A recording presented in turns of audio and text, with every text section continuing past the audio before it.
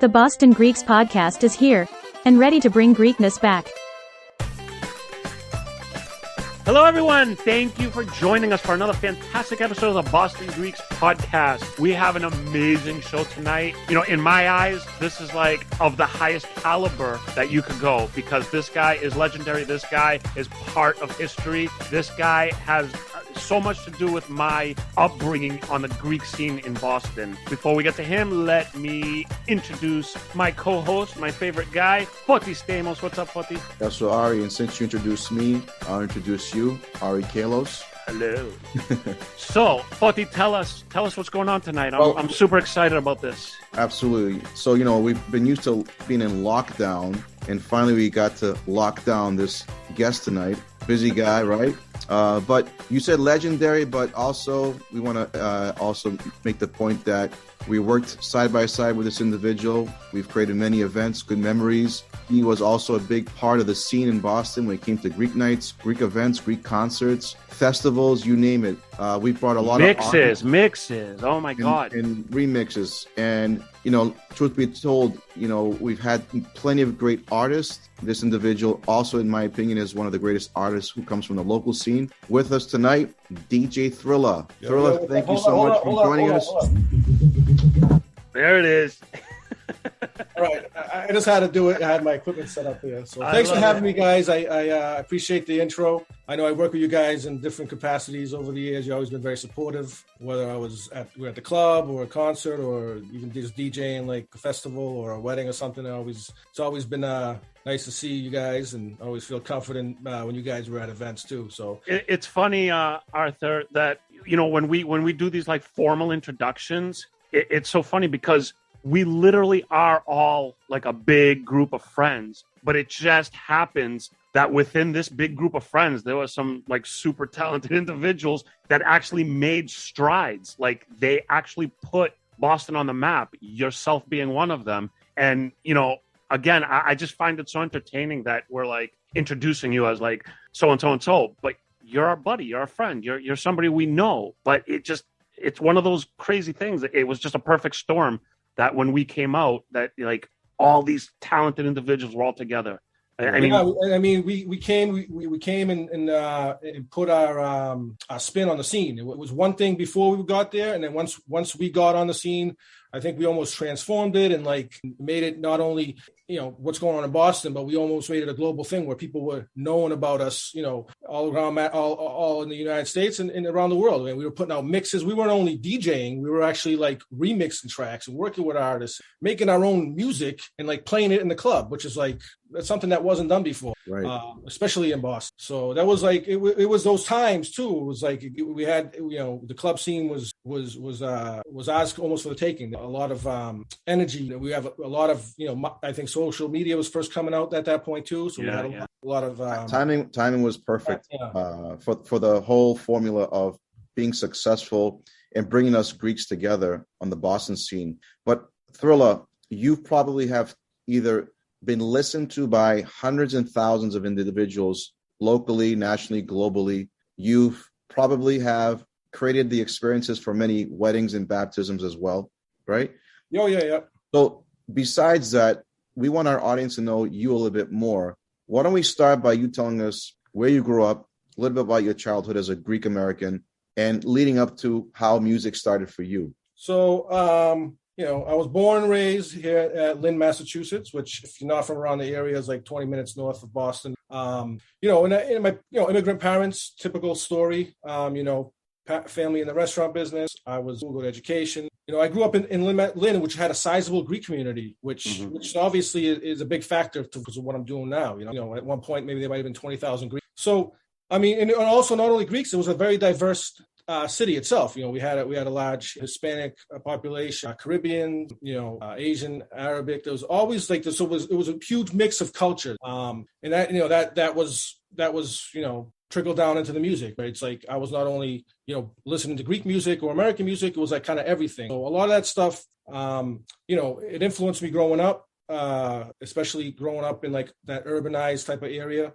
So, get into music though, like, I mean, you have to think about it, and you guys probably had the same experience. Growing up Greek, you went to a lot of functions growing up. You were at a wedding, you were at a baptism, you were at a festival, you were at a concert. Like, music is like, it's like food and like religion. It's one of the major parts of our Greek culture. Like, there's no doubt about it. So everywhere we went, it was, we go to like a festival, there'd be a band there, or like a wedding, there'd be a band there. And I think just generationally, while I was coming up, it was like, all right, that bands were kind of getting phased out. Like, there was emergence of a Greek DJ, and that Greek DJ was, tying into like what was going on with just regular American DJing, where like people were mixing, like hip hop or dance records and stuff like that. But now you're mixing Greek records, so you had like this whole culture, and especially in Lynn, and I think too, like, I think Lynn, even in Rosendale, there was a subculture of like DJing and stuff like that. So I kind of grew up with that. I mean, you've obviously had Peter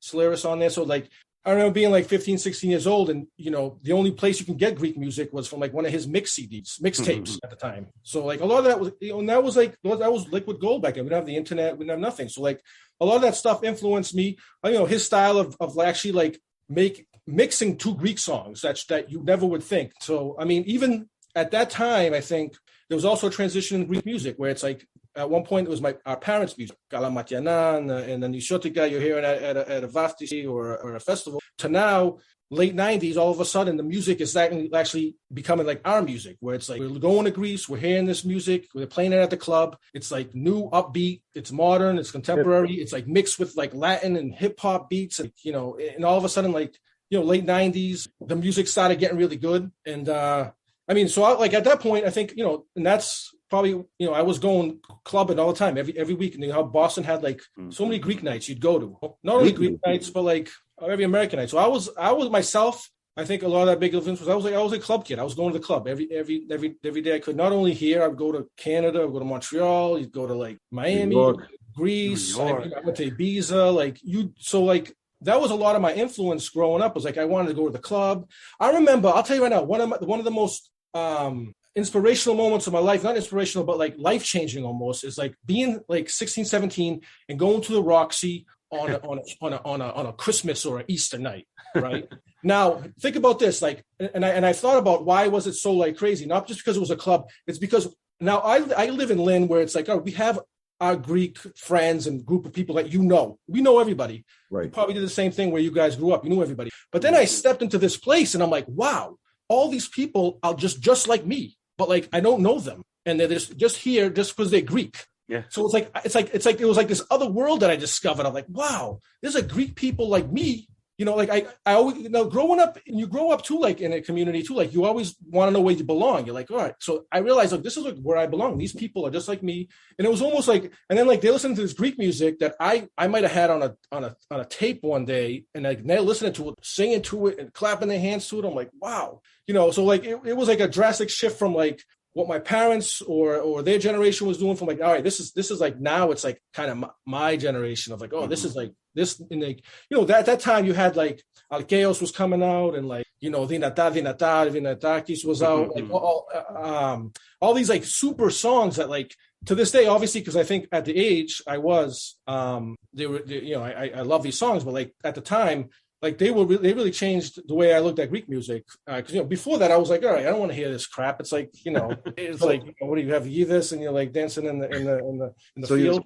You've given us this timeline of inspiration, impacts, influences. Yeah. So where was that pivotal moment where you started to get on the tables? So what happened to me is I graduated college, and I always had, I remember speaking to all my Greek friends, like, especially like my friend Chris, who was also a DJ, El Greco. And I would mess with him. I'm like, dude, like we can like merge a Greek song and an American song, like, like sing like, Maria, Maria, and then like mix it in with like Maria Metakitrina. Like I would like say stupid jokes like that because, so you were doing vocals? No, yeah, right. I was, but we were like joking, like drinking, joking. I'm like, imagine that. Like, we always would say like, we're going to come up with a song. It's going to be called The Greeks Come Out at Night.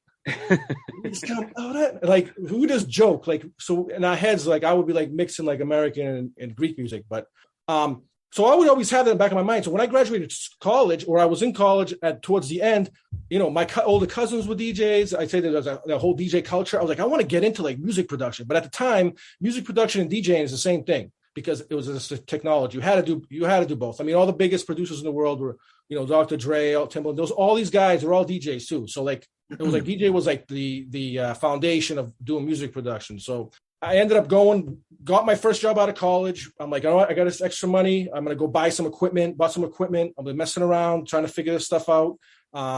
Reached out to like Chris and John, who were DJing for a long time. My older cousins, they would tell me, learn things. I probably self-taught myself most of it.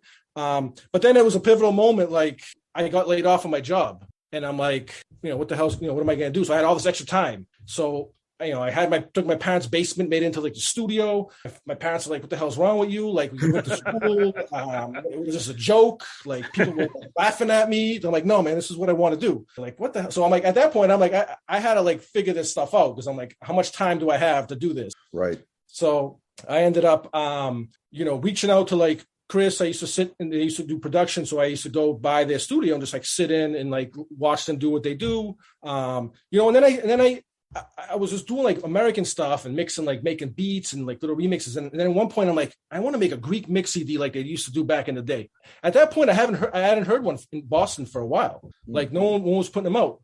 I think like I would get like Nico would do them back in the day. He'd do like a mix at the club and get like, I want to put one together myself. And I ended up putting one together.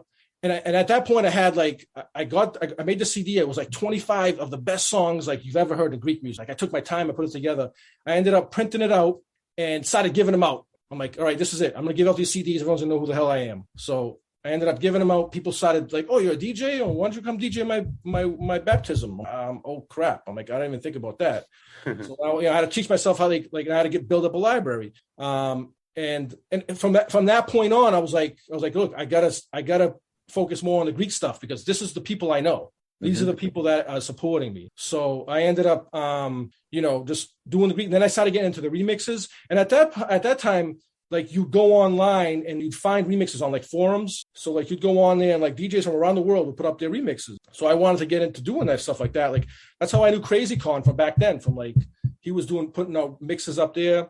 And then I started doing the mixes. And then, I started like almost like do the guerrilla marketing. I was like, I remember I would call Ari. I'm like, Ari, can you put this on your website? And it'd be like a random remix. and like people would start to know me and stuff like that. And then like, all of a sudden it's like, we went to like, you go to Greece and like, boom, I'm like, I'm on the beach and like, I'm looking at like this mix CD of stuff and, oh, my remix is on. I'm like, what the hell?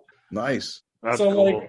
I'm like, what the hell's going on here? So I'm like, damn, like, so like, that online marketing, like we ended up working, so like, all of a sudden, like, and then I was hearing people going to Greece, like, yo, I heard your remix on the radio. I'm like, what are you talking about? Yeah, that remix you did. I'm like, so people, at the time, so DJs were picking them up online and just like, boom, spreading them out. So at that point, in my end, I was like, oh, wow, like I must be doing something right. I'm like, everyone's like listening to this stuff, but then like, how long are you gonna sit in your basement? You're like, all right, I need, so that's when I started actually like DJing and as a performer. You kind of have to go out there and support it, and you started to be in demand. So I was getting calls, to do like, random events, festivals and stuff like that. And people started that's how I initially got my name out there. And then all of a sudden I'm out there and like still learning. I'm in studios like random. I learned a lot of my music production stuff. I actually learned there was some Spanish, some Dominican kids that I linked up with in Lynn, and they would kind of doing what I was doing, but they were Spanish. So I would go to their studio, and there was like guys in there, like there was actually one of the producers that was they were working with, and I was in the studio with him. He was actually a producer that just worked with Jay-Z and did like his first reggaeton track with Jay-Z. Wow. So like he came back. So he was in New York, came back. He was from Lynn, and he was sitting in the studio. We had conversations. I think I was the only non-Hispanic person in there, but they didn't care. I was just sitting there. It was all about the music. We were sitting there. So I was in his studio. I learned like probably 90% of what I know how to do on music production is just by sitting with them. They taught their software, and I would go out there. We would like talk about music, and I would let them listen to Greek tracks and the Spanish tracks. It was like a good like little community. So yeah, that was it. So at that point when I started making the mix CDs, I was out grinding. I was just out giving out CDs. I ended up going to New York, and I ended up meeting a producer through somebody. His name is Yanni Papadopoulos, right? And I was like, oh, yeah, I don't know if you guys knew who he was. Papadopoulos. I'm like, who's this guy? I'm talking to him. The guy who's he's a Greek American producer. He wrote "Δεν θέλω τέτοιους φίλους" from Terzi. Oh wow! He wrote that record and he sold it and he gave it to them. He also wrote like 5 songs with Notis Fakianaki on that double CD, the Sun and the Moon CD. He wrote like 5 songs on there. He worked with like Busta Rhymes. He worked with J-Lo. So I went to the studio with him. We ended up doing some work. I learned from him a little bit, but it was like a huge experience. Actually, rest in peace, because he did pass away like 5-6 years ago. But like I learned a lot from him. So like I was just like ending up out there in the scene, like just trying to get my name out there, put my word out there, and like this is right before social media really hit. So I was out there even passing CDs. I was working with producers. So it was a huge training ground for me at that time, and I was learning for everybody. Yeah. So that, I mean, I think the end justified the means of me being out there, probably being in some dangerous situations sometimes, being like basement studios and like the ghetto, but like. But Arthur, I mean, it's to your testament, your talent has been shown in many different levels of the fact that you just listen to your stuff and you can just tell, like, whatever you're doing it right. The mixes are very creative. They resonate with us. They're memorable. You can't replicate the talent that you have. So for those that are listening to this episode, if this is your first time coming across DJ Thrilla, you got to listen to his stuff. We have a bunch of his stuff on the app and the website.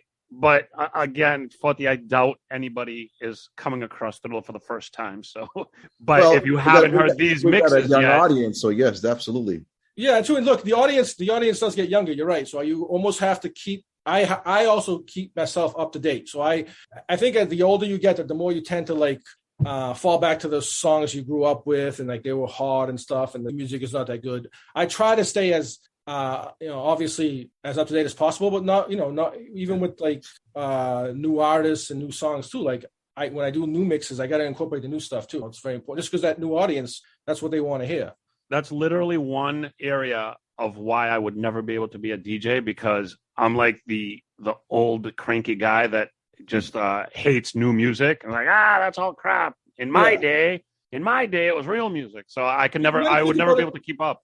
You got to think about it. I think I have, as a DJ, I have to think about it objectively. All right, this is a good song. This song is going to make people dance. Yeah. Right. My opinion on the song itself, obviously I might like it. Most of the time I like it, but I have to think objectively and say, all right, this song is going to be a banger. People are going to like it. Yeah. It's like being a chef. You sometimes you serve food you might not eat. You also let's not forget. Let's mention too, Thrilla. You've also done some other great work. You've also worked with the Celtics, correct? Yeah, so a lot of the things I do now is I do music production.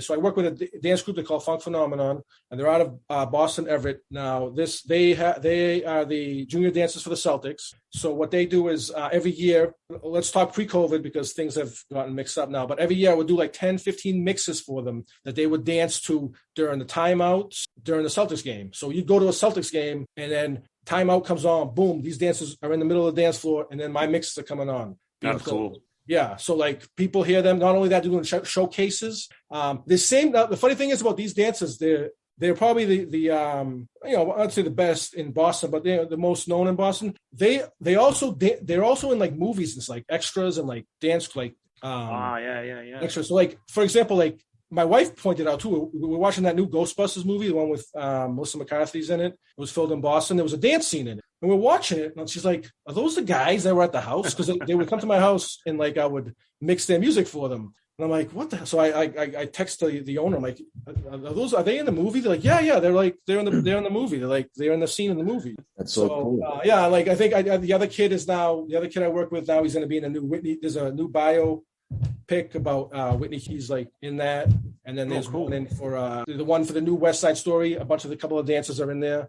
Oh, wow. Yeah, so like I work with them. I do all their music. Like they'll go tour around the world, around the country, with artists. Like they open up for them. So I'll produce their music. I'll like mix it, remix it, and stuff like that. So you're like all over the place here with music, from DJing, remixing, production, and also you're responsible for how many weddings? Well, yeah, no, I do enough weddings every year. Like, the thing is with weddings, like, I probably do 50-50. Most of them are Greek weddings. Most of them are mixed Greek weddings. But, there was a high demand for it at some point, and I kind of stuck with it. And it's I'm not at the club anymore. So, like, when you're at the wedding, especially the dance portion, I can sit there, I can mix. I can program a good mix for these people. And I think there's a bunch of guys doing it. And I know all of them. I'm cool with all of them. But I think the difference with me is, I have a lot more experience with the music. And I think I put a lot of thought into the music I play. And then just my collection of music that I get. Like, I'm in a network with the DJs from around the world. Like, a lot from, not only I'm using their mixes, I'm making mixes. So the music that I play at a wedding is probably a little bit different than you hear at run in the mill kind of a guy. So my specialty, especially for weddings, is like playing the best music possible, and that's always been my angle. And so I do a lot of word of mouth stuff, and I've run into you guys a bunch of times at random weddings. You've done also some of our own family events. I did. Nice to see, even our generation is having kids and stuff and weddings and stuff. It's nice to see them. That I remember you guys, we were getting smashed in the club, and now we're having babies. Yeah, so excellent. No, this is great. Getting smashed at the baptisms. That's it. Yeah. Well, Thrilla, what's in store for you? What are you doing these days? What's going on now? As far as you've given us your history, your timeline of where you started, where you are, and what's going on now. Well, I mean, I'm still working with the dance groups and doing with the dance crews. I'm doing a lot of their music. I'm actually doing them now. Doing a lot of stuff. I'm putting out a lot of mixes and stuff with you guys on my SoundCloud. You guys probably want to visit my SoundCloud. I think you guys will put links to the SoundCloud, which is well, we're definitely going to feature all of your music and your mixes right on our own platform. So that for those that are listening, they can actually check. And whenever we post any of Thrilla's mixes, we also link to his SoundCloud. So. Yeah, so my SoundCloud is big. I think that's the trend nowadays. Everybody is on the SoundCloud. I obviously I still do a numerous amount of events. If you go to my website, djthrilla.com, I do that. I did. Someone's been in my ear about maybe starting a Greek radio station here in Boston. Ooh, that sounds interesting. I like that.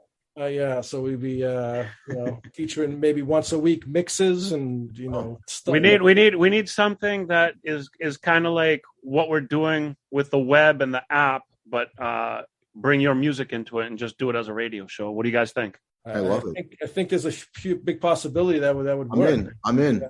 Yeah. All right. Look, I'll tell you, I have. Just because of COVID and stuff, I feel like I have overflow of good Greek music that I need to hear.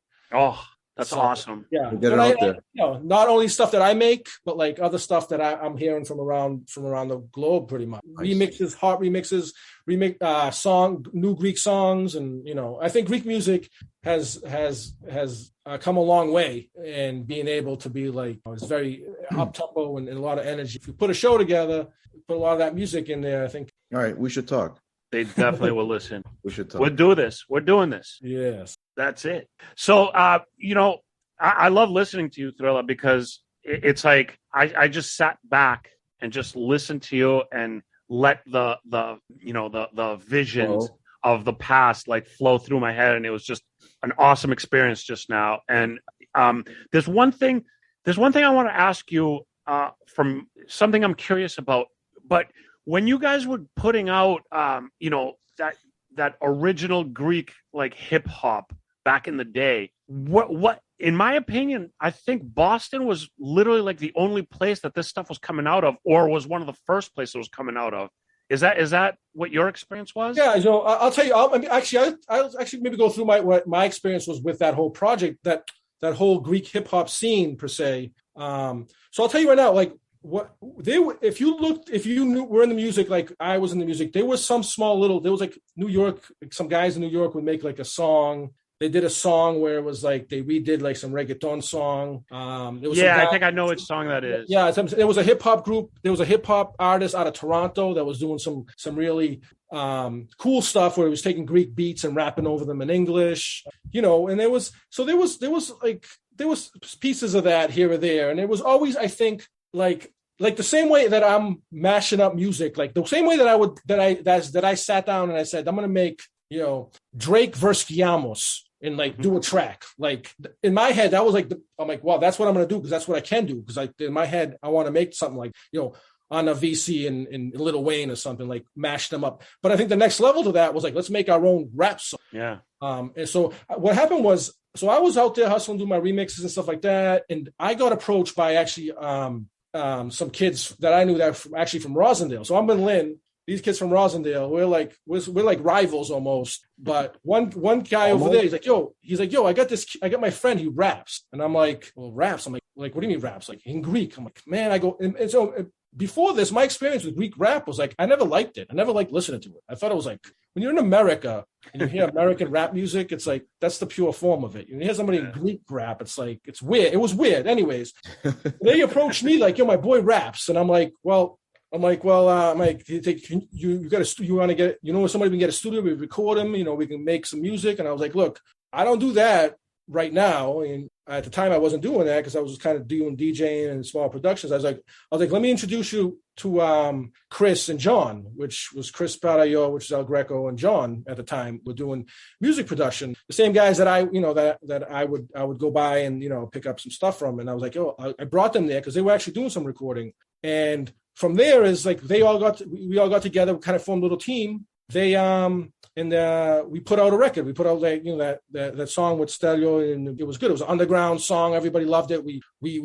Ari put it on his website. It was like the hugest thing. Like we made it, we did one song and we made it the thing that everybody needs to hear. That's my experience. And what I want to know is, from my point of view, I thought that was the biggest thing ever. Like I was talking to people from other states. I was talking to people from other places. I was talking to people in Greece. Everybody was listening to the song. And I was like, is Boston like the only people doing something this cool? I'll tell you, I use those same avenues that I had that I was pushing my Greek music with. Because I was doing a lot of the marketing. I use those same avenues. I push it out to all the DJs. I push it out to you in Boston. I pushed it out into to like, DJs that I knew in New York and stuff. So like it went viral before. Yeah, if I remember, and I remember talking to you about this, but this is so long ago that I don't know if I have the numbers right. But if I remember, the first week that I posted it on the website, if I remember correctly, it had like 82,000 downloads or something in a week. That's the number I remember too. A week. Yeah, so I would take that link and I would put it at all these forums all over the world, like in Greece and in Australia and in Canada and like all these forums. Everybody, so I pushed the hell out of this track. I mean, it got big. It was being bootlegged everywhere. It was being played at clubs in Greece. So I think we used that momentum. I think we ended up. Well, what ended up happening is we ended up dissolving, working with him. It just didn't work out. And then Alex came. That you guys had into. Alex came along, and then like.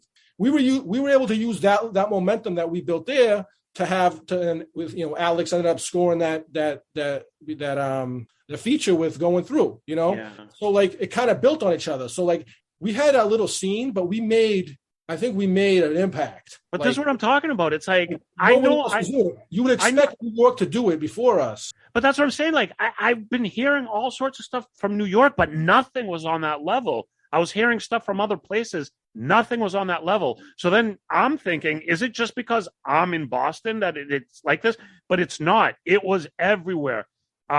Fast forward. It was like a big, huge collaborative project. All of us worked on it. There's like 10 people on that track. My voice is in the beginning. If you ever listen to it, I like say like, lady, oh yeah, like, put your drinks up. Like, so I'm like, I just repeat that song over and over again. I love that part. Yeah. And then, well, I'll tell you right now, you go online, it's like millions of plays on YouTube. I'm not lying. I'm not exaggerating. Well, what's the name of the track so we can let our audience know? Well, you have to look it up. It's called Fuda Kalamatiani, and it's like a song which who is doesn't like know that. Everybody knows that. Inspired by marijuana, which is not a big thing. But I was going to say, Thrilla. The reason I knew that it was more than just a Boston thing, and it was really that big, because fast forward years later, I met my wife, and one conversation led to another, and she's like, "Oh, I know that song. I met Chris and he handed me a CD, and we used to play that all summer long. That was like the CD part of our promotions. Part of our promotions, we went down to Florida to the YAL convention down there, and we passed out 500 CDs. But that was the same type of things we were doing at the club. Like when I was working when I was with Sigma, we were doing Sigma Entertainment. We would do that. We would take out we would print out like 300 CDs for the night and just pass them out like free. Like take the CDs, and then within the CD it would be awesome music, but we also would brand ourselves, you know. Yeah. So it was a huge marketing scene back then, and those CDs too. They were online. People were listening to them everywhere. We should do an archive of those CDs. Yeah, I have most of them. I've talked to Chris about see if what he has left. I've tried to preserve a lot of them, like on my Mixcloud, but it's I mean, we were putting out 2-3 CDs a year, you know, like every event. You know? That Bunny Ball CD, people still talk about that forever. Like we would do them every year, but people would look forward to the Bunny Ball CD. Yeah, it was an era. Those were exciting times, man. Yeah. I look back and it was like it was just such a cool moment in time. And I'll tell you. So when I first started, I remember I was making Greek mix CD. I was like, I got to get these to the promoters, and because obviously I was going to clubs at the time. I knew everybody because I was a patron, but I was like, I want to get these to the people, to promoters, and I knew them. So I went out. I would give one to Manos and Frankie. I think it was anybody that was in the Greek scene. I would give the CDs to. I probably gave one to Forti and you guys. And the only guy that ever got back to me was Spiro from Sigma. He's like, dude, this is dope CD. We got to do something. I'm like, and I'm like, yeah, man. I just started getting into it. He goes, yeah. He goes, well, years later, we ended up working together, and we were doing the nights together. But he was the only one that like actually was like took me serious, because it was like out of nowhere. He had a good air too. Yeah. I mean, look, I'll tell you right now. Speaking of Greek hip hop and Greek music in Boston, he was a good artist, and I don't know if a lot of people knew it, but he went under the name Nesso. And after we did work with Stelio, and then after we worked with Alex, we worked with Nesso, and he was putting out some really good music. And he was very talented. I remember, and I still have a lot of his songs. Like, so we had like that little scene going. There was a scene. He actually went to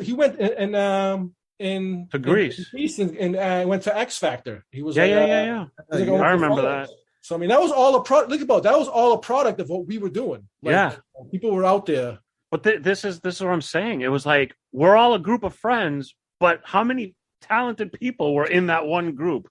You know what I mean? Like, boss, I'll tell you, I remember we would go to New York, and like, you know, everybody's always intimidated. Oh, New York is like, you know, they would be like, oh, you're from Boston. What do you know? I'm like, no, man. Like, and then you tell them who you were, and they listen to your stuff. They're like, well, yeah, all right, you're pretty good. You know, like, so. We were Bostonians, and we were doing parties in New York. So it's like, think about that. Exactly. So like these, so I mean, we always would would have that conversation with them, and they wouldn't take us seriously. But once they knew who we were and listened to our stuff, they're like, all right, yeah. So it was a journey, man. Like we were talking to before. I think we spoke to before. Like we would go to New York, we go to Astoria, and like people would know us out of nowhere. They're like, oh, Thrilla, oh, Greco. So we went to Philly. Yeah, we DJ down there. We got a great reception. Philly, you're very well known in Philly. I'll tell you that right now. Yeah, you know what it is, man. Like I know you went down there. We went down there. We played our music. I think I my mixes and stuff. I connected with a lot of people. Like a lot of people that were in my mentality, where they wanted to hear like mashups of like, or like just wanted to hear that mix of like American music, the hip hop, that reggaeton, you know, the Latin music mixed with the Greek music, because no, in essence, that's what we are. We're in America. We're a mix of two cultures. Right. And I think the way that when I came out with these mashups and these remixes, and even the mix CDs where I'm mixing both genres, it's like a reflection of us, of like me, like, you know, I'm not Greek, I'm not American, I'm like Greek American. Like, so, you know. Good point. Yeah. You know, so I think with it, when I came out with the music, people attached themselves like, wow, I can't believe you just, you know, you did 50 Cent with Van D. Like, how did you do that? That's awesome. So, dude, I love hearing it. I love hearing all these stories. I mean, we've done the group DJ thing, and you know, I love that. I love listening to the individuals. I love everybody's point of view on the scene. I love everybody's memories of the scene. And you know what? Fine, let's stop talking about the past, but the future's coming too, and you're still doing it. We're going to do more stuff together. You're going to do stuff on your own. We're going to do stuff together. it's just going to keep going. So look, the passion's there, and I mean, and obviously I still have it, and you guys have it too. Like you guys have, and that's why I really want to thank you guys, because you guys are building that platform, people like me, to be heard. Like, and that's what I need. Like, I can only do so much, and I learned that my early days. Like every time I got most popular or people to hear my stuff is when I aligned myself with Sigma to do Greek nights, or we took the Greek hip hop and we worked as a group, or I got my mixes to you when you had your old website and you got it out there. That a lone wolf it's tough. Like you push your music out, but when you have a team assembled, I think you can make waves. And you guys always provided with that. Always were very supportive too. You know, and our end, it works the same way on our end. We need individuals like yourself to keep our platforms running, interesting, and keeping our audience together. It's like a symbiotic relationship. You put out great content. We have a platform. Without content, there's no platform. Without a platform, it's hard to get content out. So it works well together. Yeah, and it's really great. I think a lot of times, people they don't work well together, and they get a lot of egos. But I learned that early in the game that really gets you nowhere. You can't. You have to be cool with people, because you never know who is gonna do something great or who's gonna help you, or you never know. And it's better to not cut people out and burn bridges than to. It's just better to be together. And our group that we're talking about all this time, imagine like nobody liked each other or nobody worked together. Imagine what the scene would be like. The scene would be totally different. There wouldn't have been a scene. No, yeah, we would have been at each other's throats, and it worked well. I think probably the best times I had DJing were at those big Greek nights. Like I went from a little kid going into these big Greek nights as intimidated and like, wow, I can't believe this, and then like actually in behind the booth and DJing and like. Well, on the Boston Greeks website, we didn't get to the Sigma times yet with the picture galleries, but all you younger people out there, wait till we get to those photo galleries and just like look at these guys and look at the crowd that they had and look at like what's going on. I think I have video clips too, so you could actually hear. Yeah. It's amazing. It's amazing that we were part of that. Yeah, I mean, it was nights. It was 500-600 people there. It was overflowing. It was like, it was insanity. I was like, you couldn't. I mean, the DJ booth was like, it was 20 people in the DJ booth. I'm trying to spin it like this. Good times. It was a lot. It was a lot of Greek nights back then too. Like they're all built up to each other. I know Foti had a very successful Greek night going on. And, all those nights, they all led up to each other. Right. I mean, we all fed off of each other. We all created that buzz and energy in the city. And to your point, too, as Greeks in Boston, I don't know any other city, but maybe outside of New York. But at that time, if you can really think about it, there was Greek nights going on every week, Wednesday night, Friday night, Saturday night. Yeah. And then there was these one-offs on the weekends, long weekends, holidays. Yeah. We were just filled with events. There was always something to go to. Yeah, and I think I'll tell you that's probably the environment where I came from and where I came out with that when I became one of my biggest influences. Is that scene, is that connection with the Greeks in Massachusetts, and then becomes when you throw the internet in there, it's now we're connecting with Greeks all over the world. Yeah. So it was like, well, look, we're gonna now we're still kind of in the throes of a pandemic, but once that stuff starts to subside, we're going to get back into this stuff. We're going to start doing events. We're going to start doing concerts. We got the platform. We got the talent. Everything is there. We have the perfect recipe. So we're going to get back to it. That's it. So to Arthur's point, discussing about a possible project coming up soon.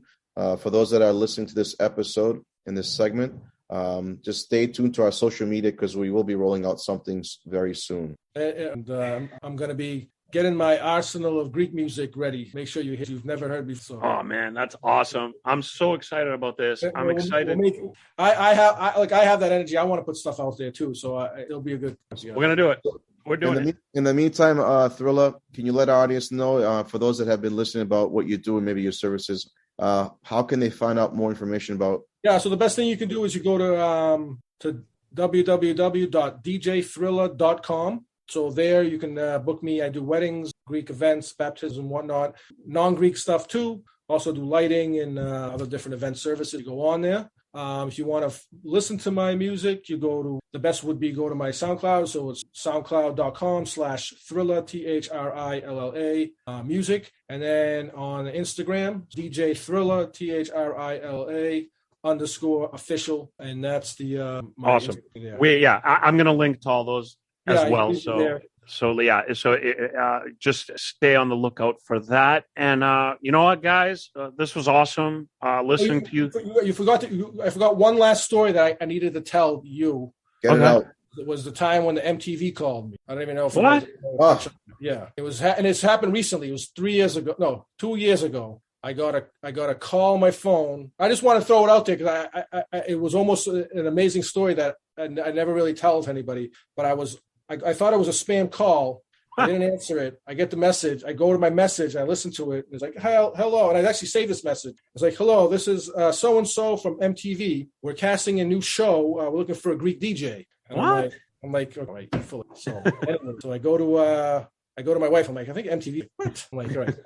I go outside. I'm like, let me call them back. I call them back. I'm like, yeah, this is Arthur. It's like, oh, this is DJ Thrilla. I'm like, yeah. She goes, yeah, we're filming a new show in Mykonos. We're looking for a Greek DJ. We're going to be Lindsay Lohan's show, Mykonos, and we're looking for someone. I'm like, well, how did you find me? She's like, how did I not find you? You're everywhere. I heard your music. I had my people in my office listen to my music, and they're like, we want you on there. And I'm like, look, unfortunately, my wife is pregnant and like ready to have we're having a baby. So it was 5 years ago. I would have been there. I go, but oh man! But I would have been like the Pauly D of Greek DJs and stuff like that. That would have been awesome, man. Yeah, so I always tell people this story. It was like it was almost a validation of like all this hard work that I put out. I'm like, finally, not that it wouldn't have been great to go, but it was almost to the point of like, all right, they called me. I'm like, oh well, at least they found me somehow. I'm like, how the hell did they even find me? Like it was all that hard work that I put myself out there on the internet. That's awesome. A testament to you. Yeah, so I always tell people like that. I'm like, I ended up